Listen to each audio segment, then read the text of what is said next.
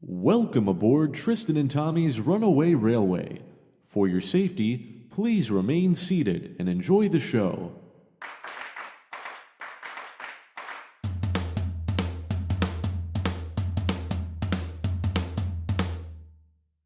Welcome to Please Remain Seated, a theme park podcast hosted by two theme park enthusiasts that work for the industry in Central Florida.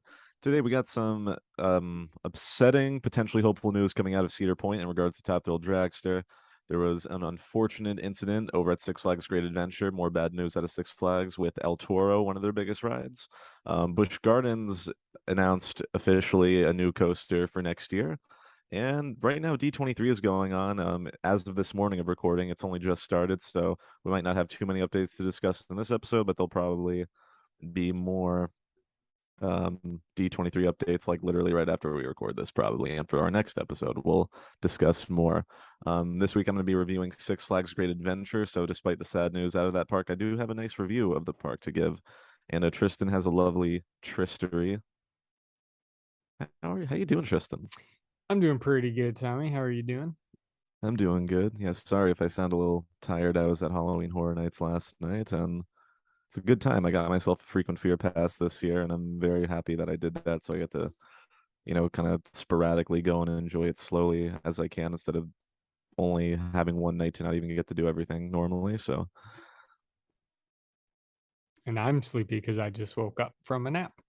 and Tristan just woke up for a nap. Tristan, do you have any fun theme park things to say before getting into the news? Um, Please remain seated. Yeah. Please remain seated while listening to the show, I guess, or stand. I don't know. Um, now, a couple of weeks ago, one of our last recordings, we talked about rock and roller coaster retheme ideas, and after the episode, I thought of one. Um, hear me out, hear me out, I hear you. Out. hear me out. We'll bring back the original concept for Superstar Limo, but apply it to rock and roller coaster. Because we already have the limo. We're at Hollywood Studios. We can take the running away from the paparazzi thing and turn it into a roller coaster. So the same little cardboard cutouts that you would have passed in Disneyland back in the day at like half a mile an hour, you will now be passing at like 65 miles an hour. Yes. But we can also, because like the original concept of the ride was to escape the paparazzi. Um, but then the Princess Diana thing happened, and they're like, this might be in bad taste. Um, And now that the so queen is dead, you want to revisit this whole thing? yes, correct. Okay. That is all. But anyways, let's get straight into the news. I think the biggest news story to come out of this week, Cedar Point released a statement the other day. We have an important update to share regarding our Top Thrill Dragster roller coaster. After 19 seasons in operation with 18 million riders experiencing the world's first Stratocoaster, Top Thrill Dragster, as you know it, is being retired. However, Cedar Point's legacy of ride innovation continues. Our team is hard at work creating a new and reimagined ride experience. We'll share more details and information at a later date. So Top Thrill Dragster, as we know it, is being retired officially. I feel like I know the Queen just died yesterday, but like before that happened, this felt like a death to me. I don't know. Like No, I hear you because even me who doesn't go to a lot of theme parks knows that that was an iconic ride. I'm kicking yeah, myself for not riding it when I went I in know. 2013. Gosh darn it. Yeah, I know. I'm really mad because my first Cedar Point trip was literally days before that incident, and it was down literally both of those days, so I couldn't even ride it. Makes me grateful that I did get to experience King Ka last week, which is the world's second Stratocoaster, very similar type of ride. Um, I know the experiences aren't that different. Some people like King Ka because it's a little bigger and faster. Some like Top Thrill Dragster because it only has a lap bar instead of the over the shoulder restraints. Um, and yeah, like you said, it's such an iconic ride. Now because the statement is a little bit vague, it says Top Thrill Dragster as you know it is being retired. And then it also said that we're working on reimagining the experience. It sort of gives you a little bit of hope that maybe, just maybe, it's going to return in some form. I mean, trying to take down a tower like that, especially in its location, is very expensive and hard to do. Um, a lot of rumors about changing the hydraulic launch into an LSM launch. I know some people have said that LSM technology can't launch that powerfully, but it has advanced. And given that they've made Red Force in Spain a few years ago, which similar type of ride, but it's only a giga coaster and not a strata. Um, a lot of the ride's technical issues do come from its hydraulic launch system, and King Ka has similar issues. I'll get to that in my review of the park. But anyways, Tristan, what do you think is going to happen with Top Thrill? Do you think they're just going to take it down? Maybe try to, based on the statement. Here's what I think they're going to do. They're going to make it so you have to walk up the stairs to the highest part of it.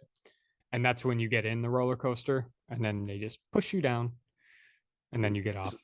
So it'll be like one of the old school like switchback railways where like you have to climb to the top and then you get pushed down and then they push the trains back up. Yes. That would be, it would be a good throwback, and it would celebrate Cedar Point's celebration of coasters. So, that's a pretty good idea. If you guys have any ideas what they're going to do with Top Thrill Dragster, and of course, if we get any more updates, we'll discuss them on this show because the first roller coaster over 400 feet tall. Yeah. Another sad news update coming out of Six Flags Great Adventure. Few weeks ago, El Toro had a bad incident that left 5 riders going to the hospital and everybody else on the train injured. Reports have said that that ride has been running very rough this summer, and there's some part of the ride after a hill that feels like a pothole. And after one particular ride, it was fairly rough, and they had to shut down not just the ride, but just that whole section of the park that it's in. It was completely blocked off. Um, and that literally happened 2 or 3 days before I flew out to New Jersey. So I was very mad because I feel like between Top Thrill Dragster, that I-305 when I tried going to King's Dominion, I get the worst luck with some of these theme park trips sometimes. So, but thankfully, I mean, I'll talk more in my review. I had a good time.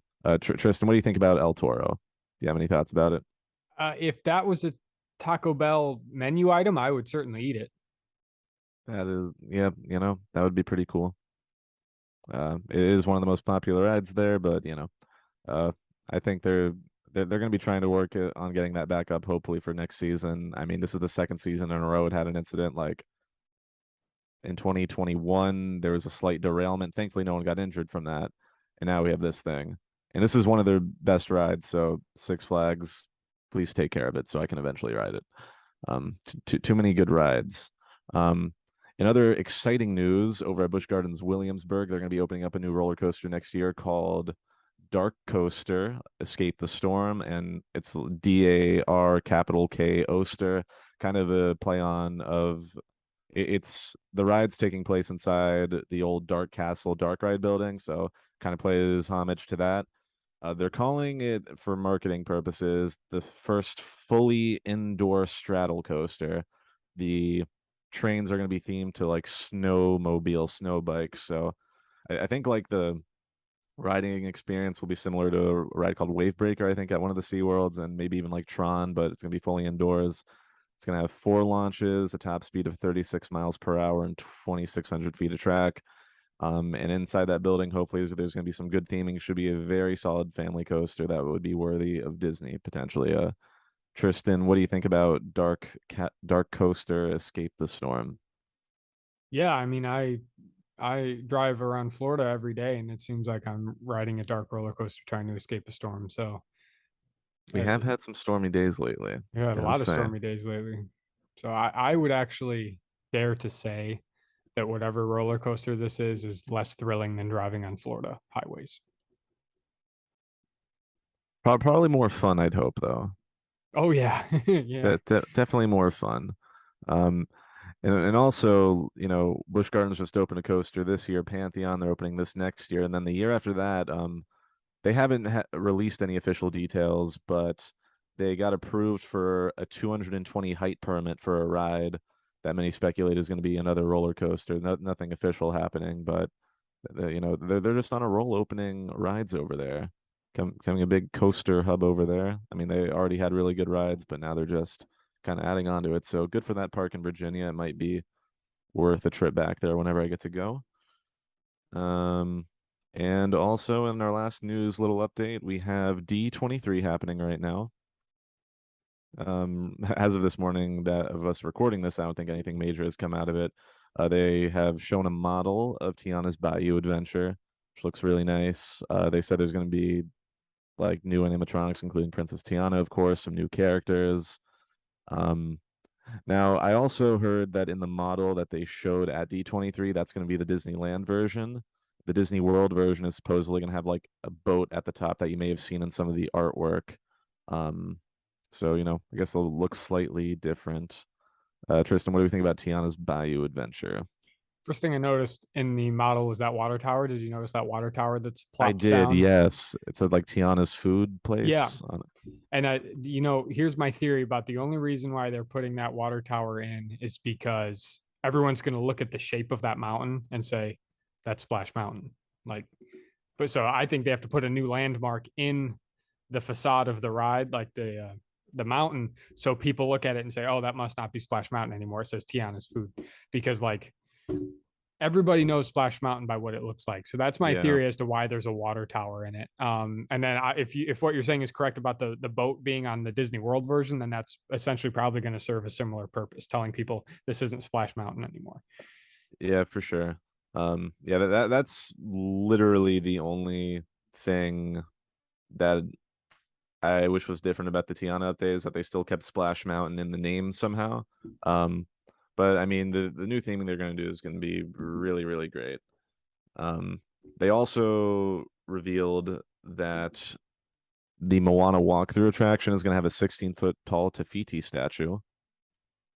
So that looks really cool. Yeah, I'm interested. Is that 16 feet? Like, is that going to be visible from surrounding areas? It makes me wonder what the whole Yeah, scale of this walkthrough is going to actually be. I know, It me sounds like it's too. going to be big. Yeah. Um, I mean, like it does look like it takes a good amount of space. Although I feel like 16 feet, it sounds like it'll be big when you're next to it, but I don't think that's like big enough to like see from like outside the attraction. Yeah. I feel like it'll be. I think I read that it's going to be in the very middle of it, like of the whole journey of water. So like it'll be kind of one of those things that maybe you come across and it'll make for a good photo op once you get there. Yes. And then the other big thing from D23 so far is the unveiling of the Walt Disney statue that's going to be in Epcot. Um, Tommy had a very unfortunate discovery of what that statue looks like. Yes. So the way that I saw the announcement of the statue was people making memes that the statue looks like Walter Disney is pooping. So, I feel like it's kind of a nice statue, but God, the internet just ruined that for me. Like I love Epcot, and now I'm like, darn, now I have to see this statue of Walter pooping. Where do I go? Quit saying Walter pooping, please. It's not. I will not. I will call him Walter Disney. I feel like But you either hear people call him Walt Disney or Walter Elias. So when you mhm. say Walter Disney, it just 10 minutes ago, just announced Avengers Campus at Disneyland will be expanding, including a new attraction, more to be revealed on Sunday in the Disney Parks and Experiences panel. I'm And assuming it has to do with the other attraction that hasn't opened up yet. Because the land was supposed to open with two attractions, which included the one that already opened up, and then some sort of Avengers riding a Quinjet into Wakanda type of ride. So that'll be fun. but here's my biggest takeaway so far from D23 is they have released now photos of what Walt's plane now looks like after being refurbished. For those who don't know, Walt Disney had a private plane that he used to travel around the country, including when he was scouting out the land for Walt Disney World. And that airplane used to sit on display for the backlot tour for many years. And then it sat in a random area in Florida for a few years, kind of deteriorating. Now it's been taken back to California and refurbished, and it's part of an exhibit. And I'm very happy to see that because that's a classic piece of Disney history that has a tie to Walt, in addition to a tie to Walt Disney World, which there's not many Walt ties to Disney World. Obviously, he died 5 years before it opened, so when you can have a connection like that, it's pretty Mhm. cool. So I'm glad to see that Yeah, looks nice again. really nice that they're taking care of that. Yeah, I'm just scrolling through the updates and I'm seeing the statue again. I mean, it doesn't like look like he's pooping that much. I don't know. Like, you know, I don't know why this is the thing I'm worried about. Um, I've seen the toilet Walter pooped on in person, and it's a regular toilet. If anyone Okay. wants to know, Thank you for sharing that information. you're welcome. Um, do we have any other news that we need to talk about? I think that was it. We just got to wait to see what other updates are going to come out of D23 in the coming days, which Hmm. I'm sure we will have a lot to discuss on the next episode. Yeah, we'll try to record soon so our news isn't so outdated. Yeah. We'll try to record again soon, but Yeah, at least the Top Thrill Dragster one was pretty recent. The Dark Castle one, the El Toro one's a little older now, but it does tie into my review of Six Flags Great Adventure. So as I already mentioned, that happened a couple days before I was supposed to fly out. So I was really mad to hear that one of their top rides is going to be gone. However, this park had more than enough to make up for it. They have a very solid coaster lineup, which includes the tallest roller coaster in the world, King Ka, and it's also the fastest on this side of the world. Um, they also have a very fun B&M hypercoaster, Nitro. That honestly might be my favorite of the genre that I've been on. So better than Mako here, in my opinion. Better than my other favorite, Goliath at Six Flags Over Georgia, Apollo's Chariot, Intimidator. Absolutely love that ride.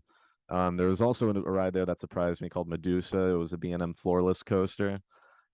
Really like it was very smooth and it had a dive loop and a barrel roll that had like some like surprising airtime that I was not expecting at all. Um, what other rides did I really like there? Jersey Devil, a new RMC single rail that just opened last year. I think I like the Wonder Woman one in Texas a little bit better, but it was still a very cool ride. Another thing that impressed me with this ride with this park was the ops. I feel like going into a Six Flags park, you wouldn't expect to have ops that actually care about what they're doing, but like especially at Nitro on some of these rides, they were like zooming trying to get these trains out of here. Now I will say this is the third Six Flags park that I've been to, and I feel like atmosphere wise, it was probably the most Six Flags park I've been to. Like Fiesta Texas was pretty nice, and like over Georgia had some charm, and even this park had a little bit of charm, but like it felt a little bit more Six Flags. Like when we were driving into it, um, the person at the booth where you pay for parking was literally like hiding and playing on their phone, and then popped out to scan our platinum pass, and then just like went back to hiding, which I feel like that's something I should be mad about, but I'm not. I think that's hilarious. Like in the parks that we work here in Florida, you get fired for that right away. So the fact that they're just getting away with that, like good for them. yeah, Tommy, get to Six Flags Great America over in Chicago because that will be the most Six Flags. That's like that. Honestly, that's actually kind of next on my list because like I got the platinum pass for this trip because it was after taxes only 180 bucks. And it's getting me into all the Six Flags parks with free parking, which I should mention. I think that might be the way to go if you're going to Six Flags parks because the prices for Six Flags tickets are just so expensive now. Like I saw a post today that somebody was trying to buy a day ticket and it was almost $100, and plus the parking there is $40. Jeez. So the fact that I paid $180 for a pass with free parking literally paid for itself in two visits already.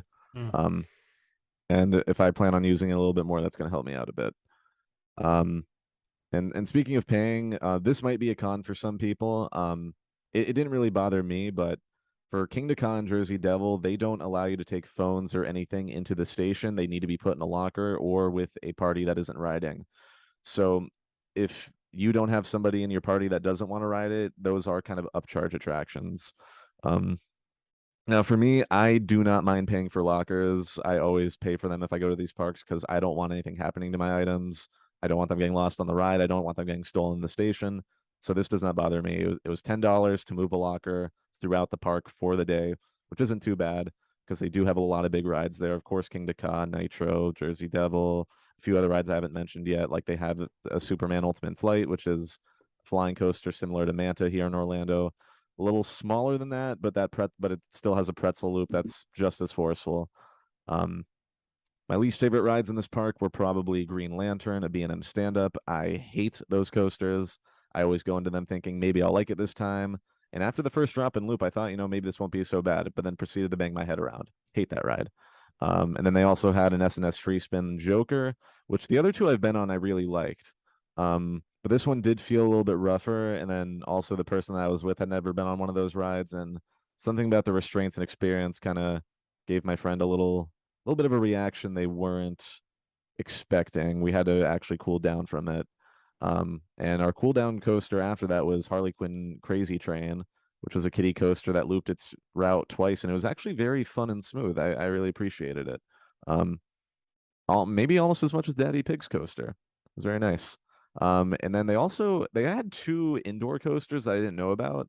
One was Skull Mountain, which had which had a cool facade and like a cool lift, but then the inside of it didn't have the best theming. If it had more theming, it would be better, but solid kid coaster. And then they also had a Wild Mouse in the dark with some like Joker Batman theming called the Dark Knight Coaster. And that was actually kind of fun because it was like dark and like Wild Mouse. It kind of felt like Space Mountain in some ways. Like Space Mountain isn't a Wild Mouse, but because of how whippy Wild Mouses are and it was in the dark, it kind of gave me that vibe a little bit. So fun little surprise there. After this trip, I now have 139 coasters. I did also go to Nickelodeon Universe, but I'm not going to get into that today. King Ka joins my top 5. That launch, that 128 mile per hour launch, and that 450-foot tall top hat was insane. Like I am so happy I got to ride that ride 3 times. This and rides like that in Top Thrill Dragster do see a lot of maintenance downtime.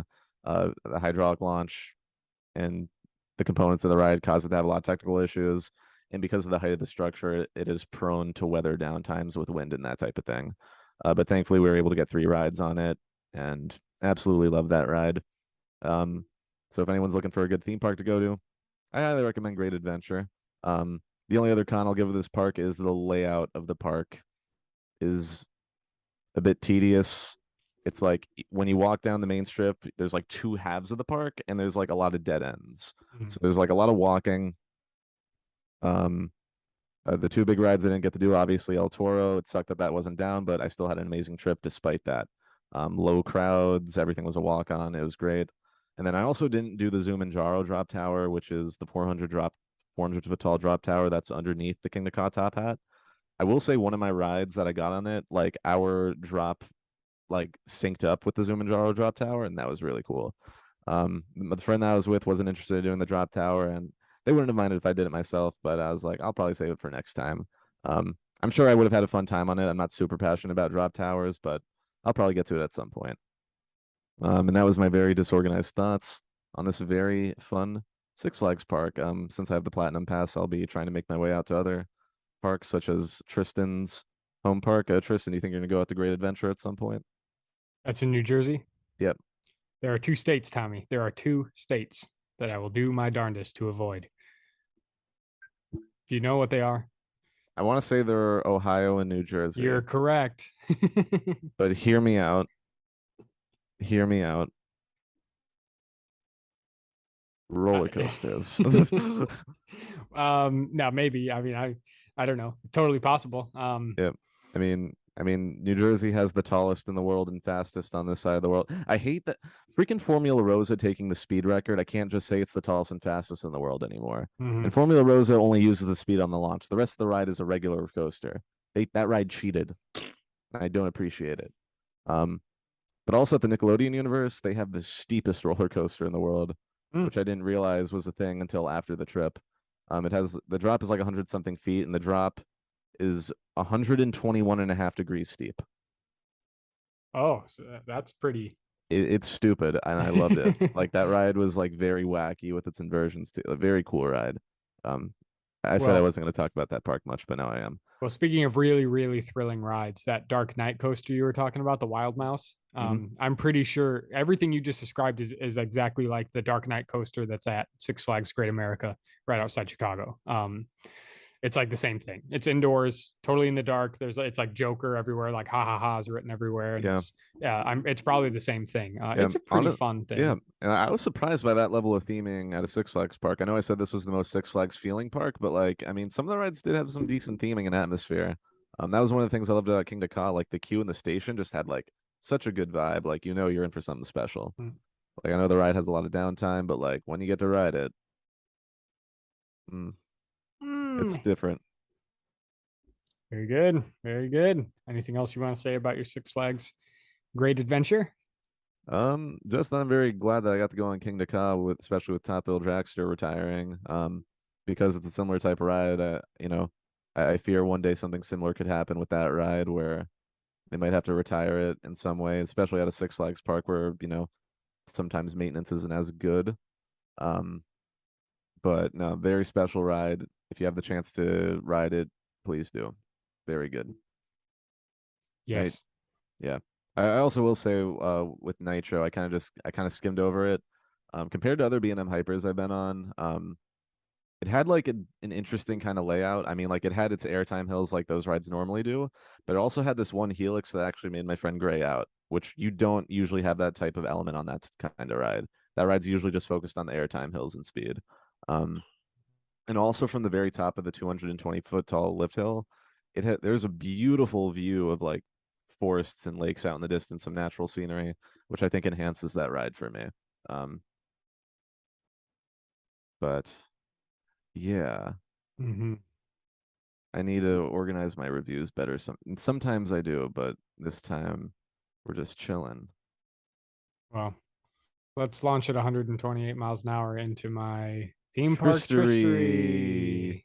Tristory. Do Do dee Tristory dee dee do bop. do do So do boo. this one here is for the Nara Dreamland, and some of our theme park history enthusiasts might already know about the Nara Dreamland, but it's a pretty interesting story. I actually learned more about it in researching this than I knew before, so I'll just hop on into it. Opened in 1961 and closed in 2006, Nara Dreamland was a theme park located near Nara, Japan, and was heavily inspired by Disneyland in California.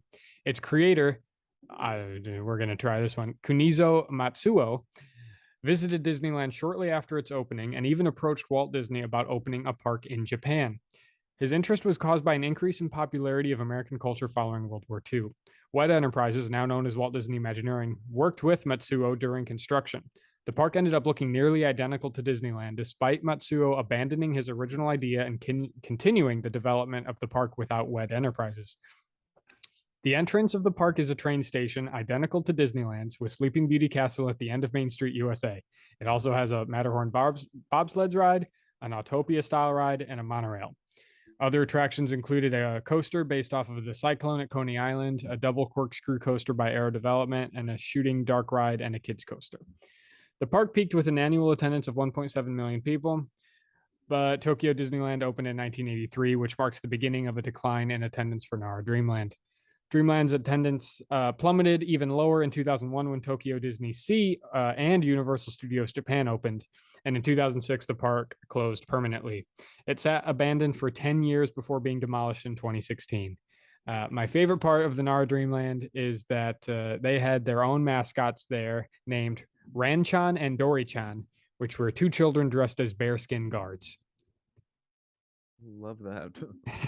Yeah, that was just the most obscure icing on the cake to that weird Disneyland knockoff. That wasn't originally going to be a Disneyland knockoff. Imagineering was Yeah. working on it. Yeah. I think that makes that like very interesting because like some people thought, yeah, it was just a knockoff Disney. Like, no, they were going to. Like, Yeah. So very odd, very weird type of thing. It was popular for a while, but with Tokyo Disneyland opening, and then like I said, Disney Sea and Universal opened in 2001, and that was that that was the was nail in the it. coffin. Yeah. So, because I think just the novelty of going to a knockoff Disneyland would have been really fun. Um, I didn't. I don't know too much about how the operations and if they were as decent. I don't know if it would have been worth it to go, but I mean, no, it would have been. It would have been really funny. I wonder if it had stayed open, if they would have eventually made Ron Chan's and Dory Chan's Runaway Railway. Nothing can stop us now. I mean, they were stopped, but They were stopped. But if you're familiar with Disneyland, definitely look up pictures of the Nara Dreamland. Nara is spelled Nara, Dreamland. And it's, man, the Sleeping Beauty Castle and the entrance, like the train station entrance, they're identical. yeah. They are identical. Um, so interesting stuff there. But Tommy, this marks the end of another great adventure. It really created great adventure. Yep. Check, yeah, go to Six Flags Great Adventure. Get yourself a platinum pass if you're going to the parks. I know a lot of people talk negatively about Six Flags recently, but honestly, I dig it.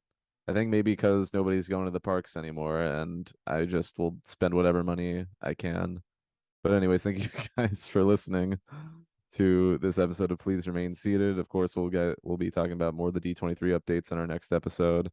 If there's anything you guys want us to discuss in particular, any fun topics like we have on previous episodes, please let us know. Tristan, got anything else to add before we No, man, I got to go and watch my favorite episode of the Ranchan Dory-chan Club. Oh, heck yeah. All right. Bye. Bye.